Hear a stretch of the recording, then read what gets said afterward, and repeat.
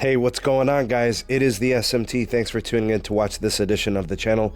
Today, we're actually going to be talking about a new piece of technology. In my opinion, I think it's very innovative. I think it's interesting the way that this is going to approach connectivity, different ways of getting connected to networks, smart switching, if you will.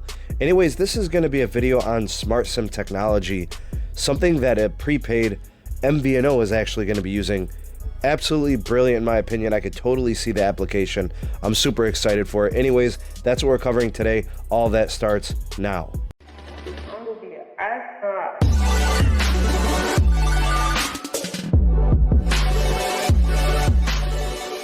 So like I said in the introduction, today we're talking about SmartSIM technology, specifically the company that's going to be utilizing this type of technology. It's going to be TracFone. A lot of you may know or have heard of TracFone before. TracFone is a huge prepaid MVNO company that actually uses lots of different smaller individual companies as part of its operations. They provide and resell wireless service from all the major wireless national providers. So you take all the MNOs, which would be like Verizon, Sprint, T-Mobile, and AT&T, and that's exactly who TracFone sells. I actually wanted to throw this in there real quick. TracFone is one of the companies that actually was very pro-merger. What they did was they indicated in an FCC comment that they were pro-merger because they thought that the new T-Mobile Sprint company, the new T-Mobile, would offer better connection, better network performance in rural conditions and rural situations, and also better capacity in urban settings. So they've been pro-merger, and I just thought I'd throw that in there so you guys kind of know where they stand. Anyways, back to the matter at hand. So they're going to be using this SmartSIM technology. Essentially what it is they're going to offer this connection where there's going to be this seamless transition between multiple network providers. So this switching feature that is going to be changing networks kind of on demand, if you think about it, actually is a feature that I think pretty much no other MVNO or company could really offer, with the exception of Google Feye. Based on the way that this is supposed to work, this will take, say for example, a phone that is on TracFone or Straight Talk or Simple Mobile, whichever companies they decide to operate this on, or all of them for that matter. What they'll do is, if your connection starts to wane, if your connection gets weak, the signal's weak, speeds start to really get slowed down, whatever the case may be, it'll seamlessly switch from whatever you're connected to. Let's say it's Verizon, and it'll switch you to AT&T on demand. So it's sort of a dynamic switching piece of technology when it comes to connecting to networks. It seems pretty cool. It basically is kind of going to be very fluid. It's going to be going from AT&T to Verizon to Sprint to T-Mobile, back to Verizon, back to Sprint, back to AT&T. I could see it in a situation where, depending on certain blocks, certain cities you're in, or if you're traveling on the freeway especially, I could see a whole ton of switching amongst all the different carriers. So I don't know if anybody has actually called it this, but in a way it's like dynamic roaming. We've heard of dynamic spectrum sharing. To me, this sounds like a good term would be dynamic roaming, my kind of term for it. Similar to what Google Feye has been doing with their compatible Google Feye devices. I think Altice also does this to a lesser extent. So Altice does it through Sprint and AT&T. When there's no good Sprint connection, it slides over to AT&T. And with Google Feye, they utilize Sprint, T-Mobile, and US Cellular, and it switches dynamically between those three carriers when certain connections become available and they are better.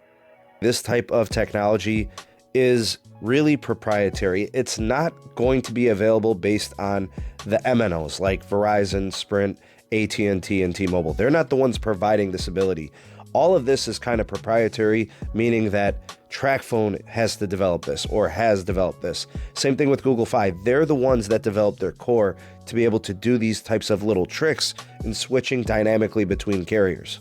The major mobile providers of the US, they just provide you with a specific core for how they manage the network. So what type of priority they give you, what type of connections they give you after a certain allotment of data, those types of things. A lot of that is controlled from the T-Mobile side, from the Sprint side, from the Verizon side, that sort of thing. In my personal opinion, I don't know what they're going to be selling in terms of service cost. I don't know what the feature set's going to be.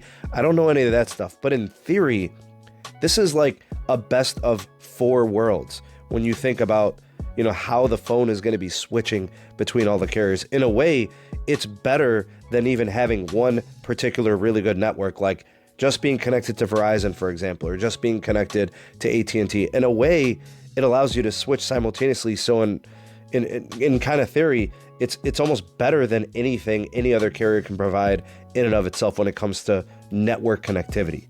That's just in theory. We know there's more to a network, like when are you going to be deprioritized? What is your hotspot data allowance? Those types of things, that's not really part of this whole equation when we talk about smart SIM switching. One thing that I think could be a restriction, or it could be something that we kind of wait and have to see how this is executed. Are they going to be doing this through eSIM? Are they actually going to be going through a hardware SIM, like where you actually put a SIM card inside of a device? No word on that just yet. I've been scouring for information on it. I don't see anything yet. I'll keep you guys posted on that, but that is interesting. If it was eSIM, that would make total sense. If it was hardware SIM, that means the particular SIM card has to have the capabilities to be compatible with a certain phone and do that. But it would make sense for the SIM card to have the ability to do this. eSIM a little bit more tricky because only the newer phones are going to be having eSIMs. I actually want to loop back over to Google Feye. Now, Google Feye and Altis both are doing this in kind of a sort of way, but Google Feye really has this down really well. If you have a Google Feye compatible device, so not just activating your SIM card from Google Feye on a compatible device and then switching it to an iPhone or something not really truly compatible with the smart switching.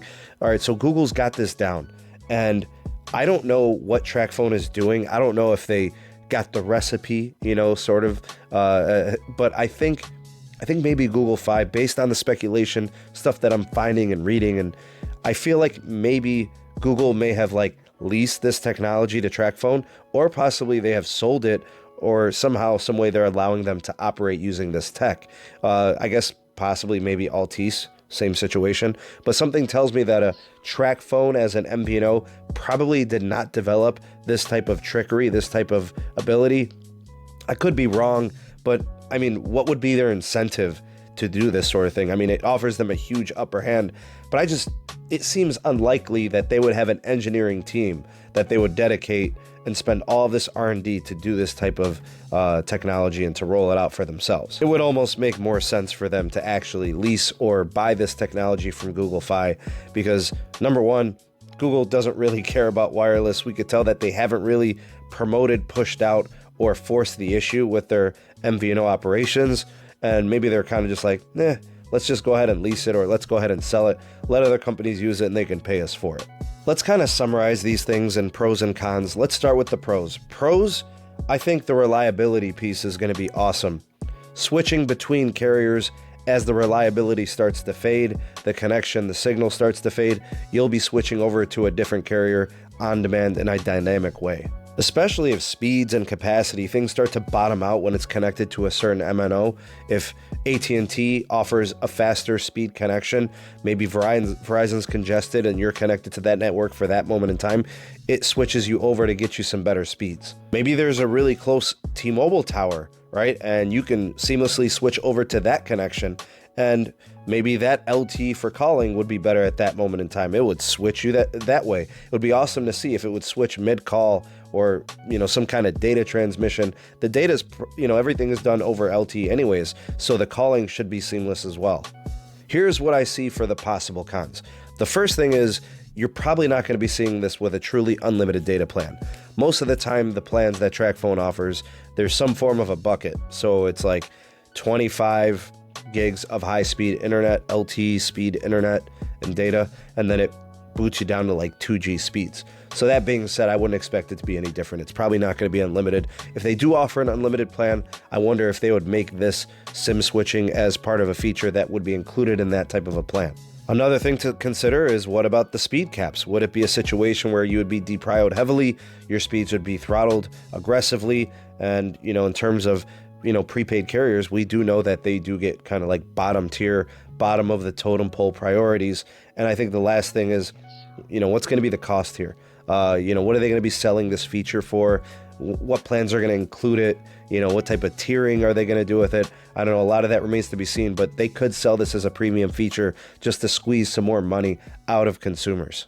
Those are just some of the things that I thought of in terms of this technology and how it might affect the marketplace and how customers could take advantage of this technology.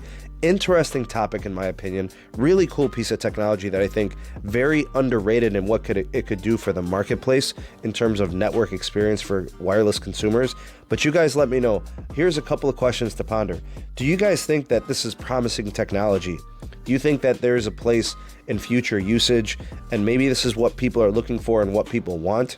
The only reason I bring that up is because Google Feye really hasn't caught on. Like, it's still not a major disruptor in the marketplace, even with this really cool network switching technology piece.